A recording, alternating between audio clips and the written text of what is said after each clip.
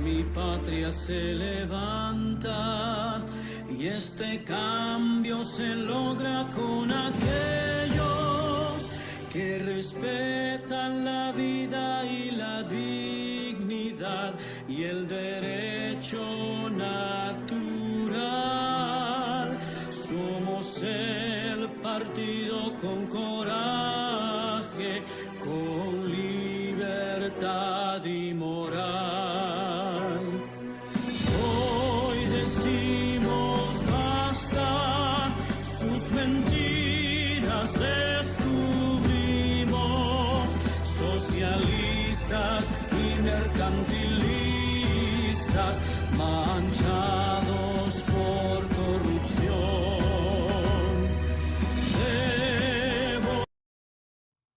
Muy buenas noches, amigos. Bienvenidos a Devolución Responde, un programa producido por el área de comunicaciones del Partido Devolución para todas nuestras bases y legiones devolucionarias a lo largo del Perú, en los rincones más apartados de nuestra querida patria.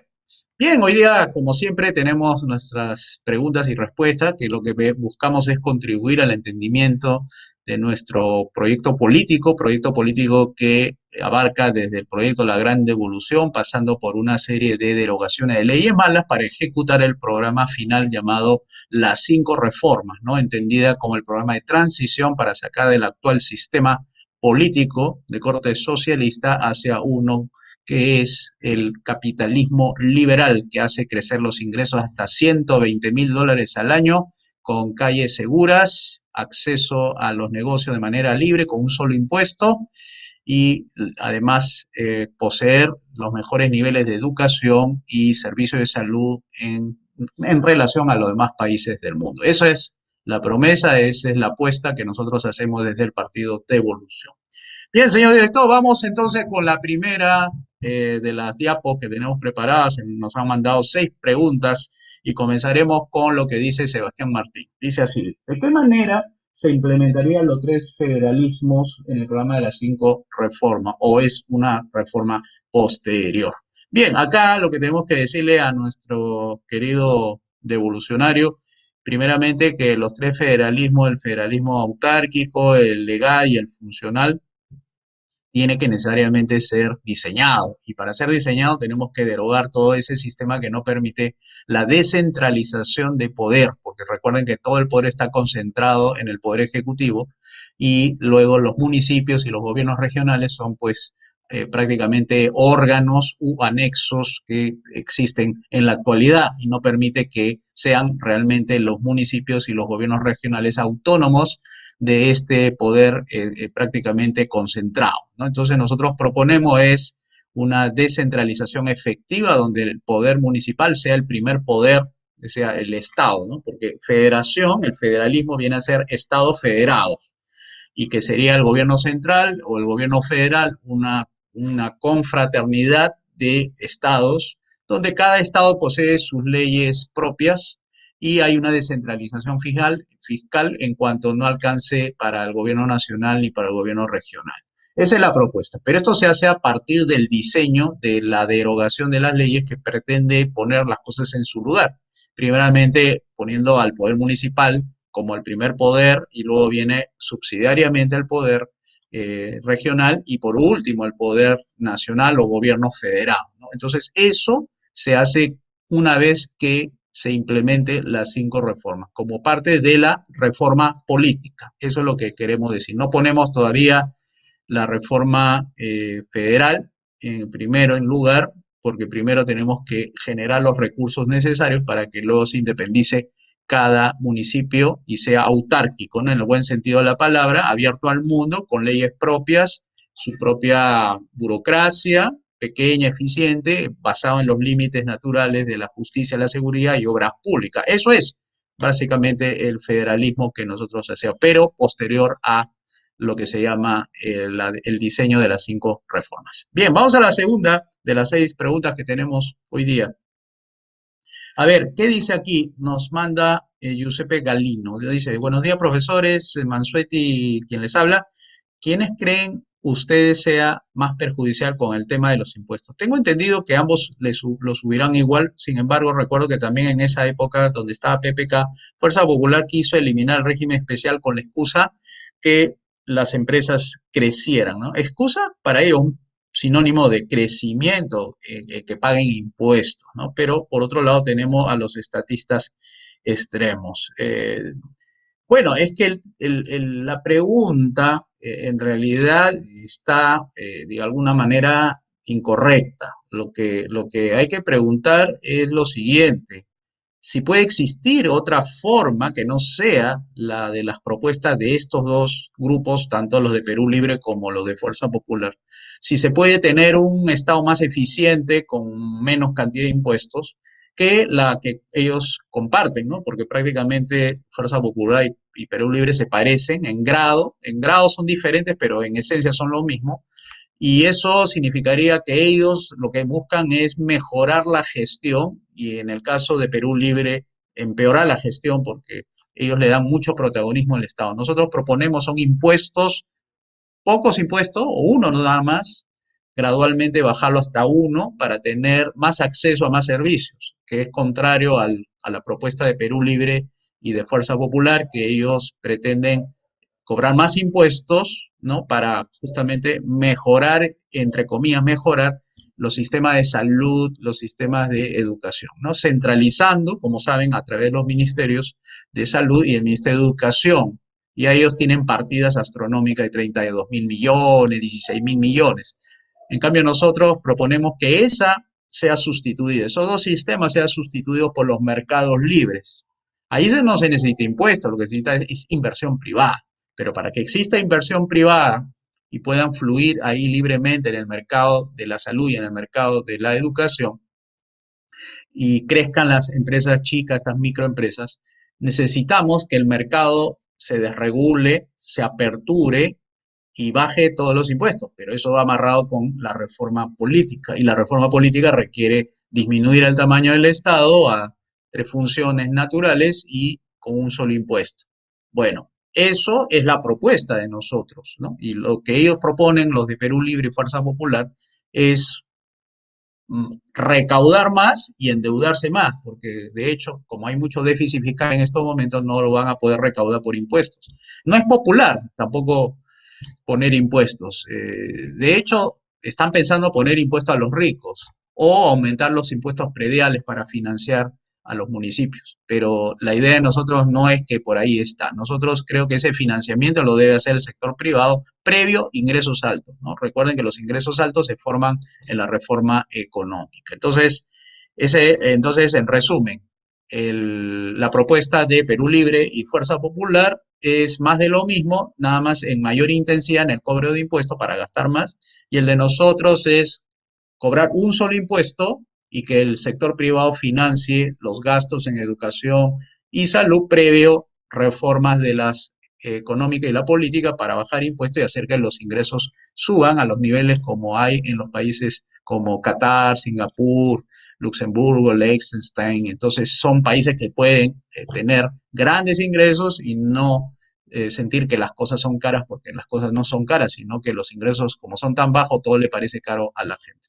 Bien, vamos a la tercera pregunta de Darwin Torres. Dice, ¿cómo se pudiera eliminar de una vez el narcoterrorismo? Bien, hay que separar. El narcotráfico es una actividad comercial que está prohibida y que en estos momentos en el mundo existe una mala concepción de cómo eliminar el narcotráfico. Ellos piensan que eliminar el narcotráfico es a través de operaciones de interdicción, buscar el desarticulamiento de los cárteles o llamados familias que tienen el control del tráfico, de la producción, distribución, y se hace por apoyos de la policía, incluso ponen al ejército en algunos casos para bloquear la entrada y la salida de esa distribución, producción, etcétera. Esa no es la forma. Nosotros hemos dicho que aquí para desarticular estos poderíos económicos detrás del narcotráfico hay que liberalizar. Pero no es sencillo liberalizar. Esto tiene aristas políticas. Imagínense que nosotros como Perú hiciéramos unilateralmente la liberalización de ese mercado. Inmediatamente Estados Unidos y los países europeos, seguramente seguidos por otros países aliados de Estados Unidos, bloquearían al Perú. Inmediatamente declararía narcoestado, congelarían todas las cuentas de peruanos que tengan allá en Estados Unidos, porque piensa que el Estado avala todo eso del narcotráfico y seguramente mucha de la gente pensará que de Estados Unidos que todos los peruanos somos narcotraficantes y entonces viene la debacle económica, ¿no? ¿Todo por qué? Por no haber coordinado. Lo que nosotros proponemos es eh, una campaña internacional por la legalización a partir de una campaña en contra de las interdicciones o llamada guerra contra las drogas, que es una guerra fallida, una guerra que ya se perdió. Y no lo decimos nosotros, sino lo dicen los estudios de gente seria como Milton Friedman, Thomas Sachs, y también van a encontrar de instituciones norteamericanas dedicadas al estudio de estos temas tan complicados que dicen que ya no hay forma de parar el narcotráfico con los mismos recursos gubernamentales, ¿no? Poniendo a la DEA, poniendo a fuerzas especiales, etcétera, no hay sino que ha incrementado incluso el nivel de violencia, el nivel de suspicacia, los controles que ejercen estas mafias, entre comillas, mafias de el narcotráfico en los gobiernos a través de financiamiento indirecto, directo a candidatos políticos, a quienes postulan a la presidencia, incluso los propios negocios formales e informales, informal entendiéndolo desde el punto de vista de narcotráfico, penetran por el medio de la banca y también la extrabanca, donde hacen lavado de activos y ya prácticamente no se puede reconocer en dos o tres, digamos así, transacciones de dónde proviene el lavado de activos, que entre comillas es el origen del dinero, ¿no? Entonces, esas formas violentas de controlar narcotráfico se puede deshacer con simplemente liberalizar. Pero para eso necesitamos el concurso de todos los países, de todos los gobiernos, para que entiendan que no es por ahí el camino y no hacerlo de forma unilateral porque nos comeríamos un problemón y ponemos al Perú en una lista de países vetados, ¿no? Internacionalmente, donde se bloquea todas las inversiones privadas, porque si así nomás en el turismo, cuando hay este tipo de pandemias, las embajadas comunican a sus ciudadanos que no vengan al Perú y eso genera problemas de turismo en el Perú. Imagínense cómo sería en el caso del narcotráfico. No, no vayan al Perú porque está en el país en la lista negra. Entonces no va por ahí el tema. ¿Ya? Entonces, legalización sí, pero una legalización coordinada con todos los países del mundo para que no sea el Perú el único país refugio de los países productores que quieren operar a bajos costos, ¿no? Porque eso sería la legalización, operar a bajos costos y que la distribución hacia afuera ya estaría bloqueada por los países en el resto del mundo, principalmente liderado por Estados Unidos. Si no convencemos a Estados Unidos de esta guerra fallida, no podemos hacer nada al respecto. Bien, seguimos, señor director. Pregunta de Daniel Oca, dice, ¿cuál es la postura del partido con respecto a la legalización? Bueno, está prácticamente contestado. No podemos legalizar a menos que tengamos a Estados Unidos a nuestro lado. Tenemos que convencer al gobierno de Estados Unidos de esta idea. Nos asociaremos con países que también tengan el mismo problema que nosotros, que desde, por ejemplo, Colombia, Bolivia, parte de Ecuador, México, son países pues que están en la escena mundial de este problema. Así que habría que hacer un frente mundial y no solamente por el tema de la cocaína, porque también hay opio, que también hay tráfico de estupefacientes del tipo artificial. O sea, hay mucho tipo de droga, no solamente la que el Perú es la que más se conoce por el clorhidrato de cocaína, sino que hay otro tipo de mercados que hay que también legalizarlos para que no se concentren las mafias y hagan mercados cerrados donde exploten económica y comercialmente y se vuelvan millonarios, multimillonarios, estando en pocas manos concentrada la riqueza de tal manera que tiene el poder de sobornar gobiernos, ejército y comprarse su propio ejército privado. Eso hay que desactivarlo vía el mercado libre, pero necesitamos la coordinación política con Estados Unidos y sus países aliados. Vamos al siguiente pregunta. La siguiente, señor director. Aldo Cortés dice, legalización de las drogas. Dice, hasta donde tengo entendido, no es prioridad hasta que se establezcan las 5 reformas. Es verdad, liberalizar todo eso y hacerlo en medio de un país socialista. O sea, solamente legalizando nada más en las drogas y dejar todo el resto igual es lo que dice Aldo Cortés, ¿no? Con el socialismo, viviendo gente estresada, con problemas económicos e incluso pues tomarían salidas nada adecuadas, como de tomar drogas, etcétera. Si no estás equivocado, definitivamente. Lo que faltó más bien era completar el otro tema, el terrorismo. ¿Cómo se soluciona el terrorismo? El terrorismo se combate con efectivos, policial, inteligencia. Es un problema de orden interno. Aquí el tema es la seguridad interna.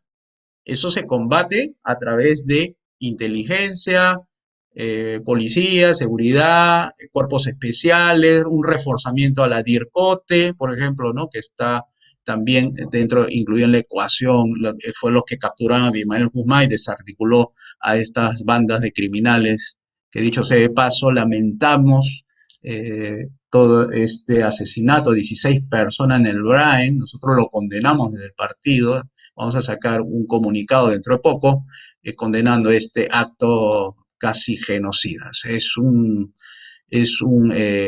agarrársela con gente pobre, ¿no? No sé qué tienen estos locos del sendero del Partido Comunista del Perú, Sendero Luminoso, agarrándose a la gente pobre, o sea, agarran una clase social específica. Por eso decimos casi genocida. No sé qué cosa tienen ellos contra la gente débil. Bien, vamos a la siguiente pregunta. La siguiente pregunta es, ¿de quién? De Martín Rodríguez. Muchas gracias, Martín, por tus preguntas. Hay dos. Una es, con el Partido de Evolución en el gobierno debe esperar un shock económico al estilo Fujimori. En realidad es un shock de sistema. Nosotros lo completaríamos con el sistema, un shock sistémico. Es decir, pondríamos nuevas reglas de juego, porque el orden es legal, lo primero que hay que volar es el orden establecido, las nuevas normas, simplificación, recuerden, no es aumentar lo que ya existe, no, aquí es, si habían 100 normas, se queda, por decirte, en 2. Bueno, la gente va a aprender 2, no 100. Se le va a hacer más fácil la vida, más simplificada la vida y no complicada como es ahora, porque nadie conoce ni siquiera los 269 artículos de la Constitución, los 216 artículos de la Constitución, y nosotros seríamos más de la partida de simplificar normas, derogar, porque la mayoría son leyes malas, nos quedaríamos con los códigos. Por tanto, el choque es legal, choque sistémico, de sistema, porque hay que atacar el sistema político, hay que hacerle una cirugía bastante fina para readecuarle, quitarle toda la grasa que tiene ahí, que por gusto la tiene, porque no sirve para nada la grasa, que me refiero a los ministerios, organizaciones que están puestos ahí de adorno en muchos casos. El Ministerio de Cultura, por ejemplo, es un caso de gordura extrema, donde no tiene nada que hacer ese tipo de instituciones que puede ser reemplazada por la actividad privada, y sí queremos más bien que se fortalezca es la seguridad, por ejemplo, lo que acaban de decir, el terrorismo. Eso se combate con orden interno, con fuerzas armadas, fuerzas policiales. Yo preferiría que sean fuerzas policiales, no las armadas. Las armadas tienen que ver con un tipo de armamento distinto, ¿no? Tanques, fuerza aérea, sus aviones militares. En cambio, la policía tiene para civiles porque el terrorismo se infiltra con los civiles, ¿no? No es un ejército regular. Ahí sí sería distinto, ¿no? Porque si fuese un ejército regular, uniformado, tipo guerrillero, donde se quiere imponer un Estado sobre un Estado, ahí, bueno, entra el ejército de las fuerzas democráticas que haría un combate de igual a igual con las fuerzas irregulares llamadas estas guerrillas comunistas, ¿no? Como era en el caso colombiano, ¿no? El M-19, por ejemplo. Entonces, no hay más preguntas. Ya. Ah, ya, ok, correcto. Vamos a la siguiente. A ver, Alejandro Reina nos dice lo siguiente. En el YouTube dice lo siguiente. Dice, ¿cómo enfrentarán a la izquierda en lo cultural desde su postura liberal conservadora? ahí lo enfrentamos con el programa que tenemos, las 5 reformas, que ataca directamente a las debilidades que el marxismo clásico ha realizado desde sus orígenes, desde el 1917 hacia adelante. Es decir, por ejemplo, ¿cómo combates tú el marxismo cultural en el tema educativo? Bueno, los padres de familia están poniendo a sus hijos en colegios estatales y el gobierno impone una currícula ideología de género, ¿no? Donde les hacen dudar a los niños de su sexualidad. Bueno, ahí nosotros proponemos es liberalización, privatización, desregulación y entregar los colegios a los padres de familia, empoderarlo económicamente con la reforma económica y con la reforma política, de manera que los padres de familia, al tener muchos recursos, muchos ingresos, porque encuentran mejores trabajos que lo que tiene actualmente, entonces los saca de esos colegios, o esos colegios ya dejan de ser estatales, ya no habría Ministerio de Educación que controle nada, porque el Ministerio de Educación sería sustituido por los propios colegios que tienen sus propias reglamentaciones, e inmediatamente la currícula ideología de género, habrá seguramente, no sé, de repente habrá preferencia de algunos padres de familia meter a sus hijos y eso es un problema privado que nosotros no metemos, pero en el ya no habría la imposición. ¿Cómo? Por la empoderación económica, dándole recursos económicos para que los padres de familia puedan matricular a sus hijos en el colegio de su preferencia y no la que le impone el Ministerio de Educación actualmente a través de los colegios estatales. Esa es una manera de combatir a la izquierda con poder económico privado. Desarticulas a los colegios estatales con ideología de género, los privatizas y se adecúan a las exigencias de los padres de familia, maestros, directores, etcétera. Entonces, ¿con qué lo combates? Con medidas y fórmulas de desarticulamiento de todas las medidas del marxismo clásico, la de 1917, porque el marxismo cultural avanza en el sentido del debilitamiento económico, político, que hace el marxismo clásico contra la sociedad civil, ¿no? Eso sería la respuesta a esa pregunta.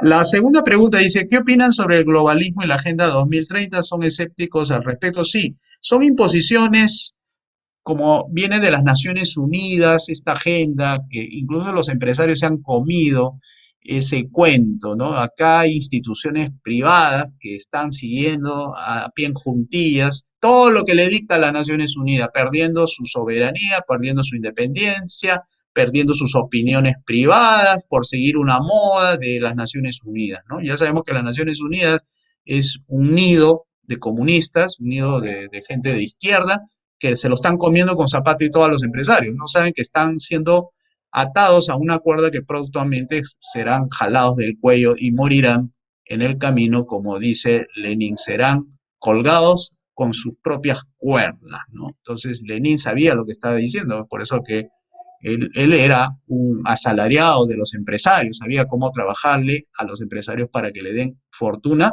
para hacer su revolución bolchevique allá en 1910. Entonces, señor editor, más bien quisiera que por favor retroceda y ponga la de Martín Rodríguez, porque me parece que hay una pregunta que no le he respondido de las dos, puso Martín Rodríguez. Dice, luego de las elecciones del 6 de junio, ¿qué debemos empezar a hacer los liberales con mira a las próximas elecciones? Las elecciones que se vienen, querido Martín, son las de la Asamblea Constituyente. Y la idea es entrar, por lo menos hacer bulla, hacer voz, que nos conozcan, hagamos exposición pública cuando seamos autoridades. Necesitamos fortalecer al Partido de Evolución para que no seamos solamente en la Asamblea Constituyente 3 o 2 por el tiempo que queda, porque es un año nada más, y podamos tener ya un estreno político más o menos en noviembre del próximo año y podamos ser una voz altoparlante para que la gente en el Perú nos escuche, por ahorita no nos escucha, y podamos tener ya más impacto mediático, más impacto político. De hecho, tenemos ya nuestras estrategias de lo que llamamos nosotros el tejido social, ¿no? Estamos ya comenzando a atar a movimientos. Hay 589 iniciativas políticas que las tenemos mapeadas a lo largo y ancho del Perú y que ya estamos entrando próximamente en contacto para armar nuestra red política a nivel nacional. 589, vamos a ver cómo nos va con ellos. A ver, si hay más preguntas, la pone señor director. A ver, dice Infinity Failure, un seudónimo. Dice, ¿cómo se manejarán en el tema de la obra pública? Es decir, se ha demostrado durante las últimas décadas que es donde hay mayor corrupción. Ah, nosotros decimos, lo que es privado es privado. O sea, por ejemplo, la carretera interoceánica no tenía justificación de hacer. No era una obra de envergadura. Ahí podía haber entrado la empresa privada con su propio financiamiento si quería unir a Madre de Dios con el estado de, no recuerdo bien el nombre del estado con que conecta a Madre de Dios. No sé si es Minas Gerais o no, en Brasil. O sea, ahí lo podía haber hecho el privado y no tenía que entrar el Estado a hacer ningún tipo de negocios. O sea, el Estado no está para hacer negocios, queridos amigos. El Estado solamente está para hacer lo básico, carreteras, caminos que conecten y de la infraestructura básica de conexión. Ahora, si descubren por ahí privados que hay ciertas carreteras que se pueden hacer con su propio capital, que lo hagan. Pero nosotros conectamos, pero no estamos digamos, de alguna manera extorsionando al sector privado, porque el sector privado en nuestro gobierno no va a ser extorsionado, porque primeramente el sector privado va a estar enfocado en lo privado. Acá no, acá al revés, como no hay mucho mercado privado, están enfocados en el negocio con el Estado, por eso ahí viene toda esta corruptela que existe. Además, la corrupción es algo que no va, nunca ningún gobierno puede decir que lo va a desaparecer al 100%. Lo que nosotros que ofrecemos es combatimos hasta hacerlo 0%, pero son los malos corazones los que al final van a querer imponer. Pero las reglas de juego que nosotros tenemos es anticorrupción, las reglas. No hay incentivos porque los incentivos están en el sector privado y ahí se desarrollan todos los negocios. En cambio, ahora los incentivos son más bien de tipo público. O sea, la gran empresa quiere comer con el Estado. ¿Y el Estado por qué? Porque tiene un elefantiásico presupuesto. Pero si nuestro presupuesto del gobierno limitado, que nosotros es de 47.000 millones, y de eso solamente un porcentaje pequeño es para obras públicas, y ni siquiera obras públicas, todas las obras públicas, sino algunas obras públicas que necesitan, por razones de ser bien público, ser financiadas por el Estado. Pero si los privados pueden hacer una obra para el público con su propio dinero, que lo hagan, no nos vamos a meter nosotros. Pero eso es un poco de orden, ¿no? Para no desordenar, para no priorizar algunos que otros, ¿no? Por eso nosotros no va a haber en ese problema de la corrupción con las empresas privadas. No, eso no es negocio. Nosotros no vamos a comprar par de zapatos o millón de pares de zapatos para los niños. Eso no, eso lo hacen los privados. Ahí está la corrupción, ahí está la corrupción. Bien, hay una última pregunta, a ver cómo sería esta de YouTube. Dice así, ¿se eliminaría totalmente el salario mínimo o cómo se reduciría? Me parece que esa es la pregunta. ¿O solo se reduciría? Ah, bueno, en el mercado libre el salario mínimo es voluntario, es decir, no por ley tú dices son 935. Hasta lo que sabemos, los salarios mínimos de mercado libre, según la última encuesta hace de 2 años, al que le hicieron a los empresarios sobre la materia, decía que era 400 soles lo mínimo pagar a cualquier jovencito que salía de un colegio con su secundaria, que es la mínima calificación, ¿no? Todos estamos, digamos, de alguna manera preparados para salir con su secundaria. Pero ¿qué pasa si aquel no sigue la universidad y solamente secundaria? Le pagaría 400 soles. Pero no es porque el gobierno tenga que establecer un salario mínimo, que es 400. Ya sabemos que es poco para el estatismo actual, porque en el estatismo todo es caro, ¿no es cierto? Es caro porque los ingresos son bajos. Nosotros, en nuestro gobierno, no sería con salario mínimo estipulado desde el gobierno, que tendría que cada mes actualizar. No, no, no.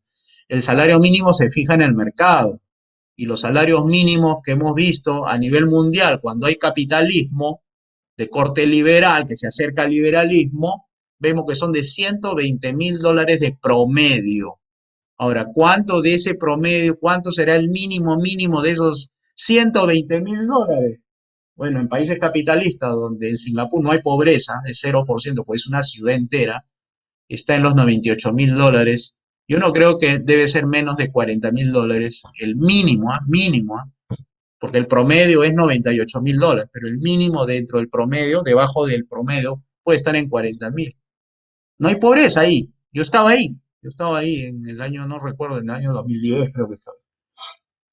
No he visto nada, no he visto ni zonas rurales, ciudad entera. Entonces, no hay salario mínimo fijado por el gobierno, y si hay salario mínimo es del mercado, lo mínimo que paga cualquier empresario, a cualquiera que sale de un colegio y no quiere estudiar nada, solamente colegio, ya ven que hay salario mínimo de mercado. En estos momentos hay 400 soles, es poquísimo porque no hay capitalización, no hay productividad, no hay mercado libre, no hay desregulación, hay más 36 impuestos, con encima con gobiernos elefantiásicos, en lo municipal regula todo, el regional regula todo y los mismos ministerios también regulan, todos regulan, pero ellos no se regulan, o sea, los políticos no se regulan a sí mismos, pero sí quieren regular a otros. No, no, no, aquí nosotros se acabó la regulación. No va a haber regulación en el mercado. La única regulación es privada y la del Poder Judicial. Cometes engaño, cometes fraude, cometes crimen, al Poder Judicial se te castiga según la ley y todos somos iguales de la ley. Nadie es más que el otro. A ver, me dice que llega una última, así, de entrada de refilón. De Facebook, dice, a ver, disculpen, ya dan por hecho el de la constituyente. Bueno, uno no tiene pues la bola de cristal para decir esto va a ocurrir, pero todas las tendencias apuntan a una asamblea, lamentablemente, lamentable, no es que nos guste, lamentablemente, inevitablemente parece ser la asamblea constituyente, porque ni Castillo ni Keiko Fujimori van a tenerla fácil. Entra Castillo, igual va a tener problemas, no va a poder terminar su gobierno, igualmente Keiko la va a querer meter a la cárcel antes que jure el 28 de julio. Entonces van a buscar salidas y como la izquierda está muy activa y viene con el rum rum de la Asamblea Constituyente desde el año pasado, poniendo el ejemplo de Chile, que dice va a suceder lo de Chile, va a suceder en el Perú, entonces la gente le va a entrar miedo y cree que por la Asamblea Constituyente. Nosotros hemos propuesto la consulta popular por las 5 reformas, esa es la salida, no necesita cambio constitucional. Lo que necesita es mercados libres, privatizaciones, desregulaciones, achicamiento del Estado, disminución de los 35 impuestos, liberalizar la educación, liberalizar la salud. Esas reformas estructurales, lo que la gente quiere es seguridad en las calles, la gente quiere ganar más de lo que está teniendo de ingresos, quiere acceso a más abundante trabajo, los chicos, los jóvenes también quieren trabajar, quieren tener sus empresas, quieren crecer, no quedarse en microempresas como ahora existe muchas microempresas, 98% es microempresa. Bueno, la gente quiere progresar. Bueno, eso no se lo da el sistema actual. Por eso decimos Keiko Fujimori y Pedro Castillo son parte del sistema. Quieren de alguna manera mejorar ese sistema que está inestable y ya tiene defecto de fábrica, no se puede hacer nada. Pero quieren ellos insistir, son tercos, pues. Por eso no los apoyamos, pues son tercos, no saben que eso está fallado, pero insisten con que el juguete puede funcionar. Ese juguete no va a funcionar, está fallado de fábrica. Nosotros le decimos al público, dejen de mirar a ese sistema que no le da nada, le da pobreza, por eso ahí están chantajeando a la gente que no tienen que votar por cualquiera, no, como si ellos dos fueran la solución. No pueden hacer nada. Ellos no pueden ofrecer ni Castillo que se va al extremo de lo peor, ni la otra está en lo peor. No, ni siquiera se sale de la caja, está dentro de la caja, no es innovadora, no es nada, no representa el cambio hacia adelante. Entonces nosotros tenemos que decirle al público, señores, no miren la caja, ahí está el infierno, salgamos del Éxodo, salgamos de Egipto. Tenemos que irnos a otra tierra prometida, hay que irnos al capitalismo liberal que ocurre en los países que tienen $100.000 al año y tienen las mejores carreteras, los mejores policías del mundo. Salgamos de la caja. Entonces hay que hacer ese esfuerzo y salir de esa disyuntiva. Ello no es la disyuntiva, la disyuntiva es su sistema contra nuestro sistema. Y esa es la consulta popular y no la asamblea constituyente. Bien, parece que ya no tenemos más preguntas, señor director. Bien, entonces, para la próxima, recuerden, pueden mandarnos sus preguntas en el Facebook del Partido de Evolución, Partido Liberal Clásico Conservador, o hacernos llegar a través del Messenger, también puede ser, ¿no? Puede serlo a través de YouTube, también pueden dejar un mensaje ahí. Ahí hay un tablón ahí del Partido de Evolución. Así que están invitados, todos los martes estamos tratando de contestar sus preguntas para aclarar el panorama político y económico que tenemos en estos momentos. Entonces, le deseo éxitos a todos los que nos ven. Un lindo día que tengan, amanezcan bien, coman bien, descansen bien, no vean tanto noticiero que enferma la cabeza y dediquémonos a estudiar libros. Sugerimos La acción humana de Mises, léanse a John Locke, Ensayo sobre el gobierno civil, o léanse los libros del PDF que existe en las bibliotecas liberales que están ahí a, a discreción. Pueden bajarlo desde YouTube o desde también Google. Pongan PDF, libros liberales y ahí van a encontrar. Recomendamos que visiten nuestra página web, evolución.pe, ile.pe, Foro Liberal de América Latina.org, y ahí pueden bajar más material del profesor Mansuetti y así muchísimos otros autores. Con eso le va a aclarar. El Centro de Liberalismo Clásico tiene también 2 buenos videos. Entren ahí y nútranse, no vean noticieros que les van a más bien a malograr la cabeza de tanta tontería que les ponen en la cabeza. Bien, entonces nos despedimos, Dios mediante, nos vemos y bendiciones abundantes para todos. Todos juntos proclamamos, somos gente común.